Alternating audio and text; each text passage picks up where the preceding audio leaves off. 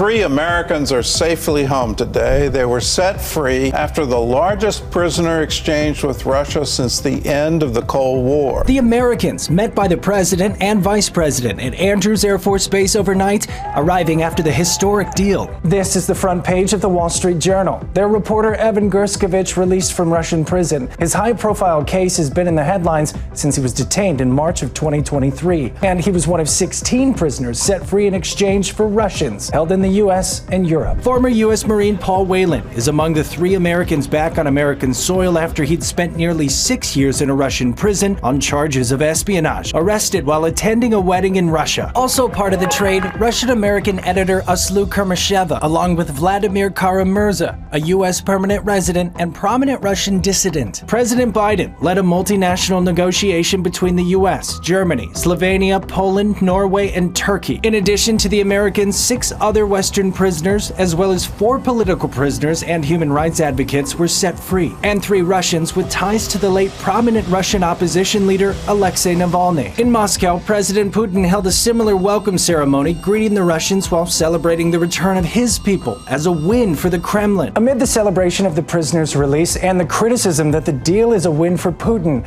it's clear the problem of how to deal with those who take Americans hostage is far from over and is likely to pose a difficult issue for future presidents.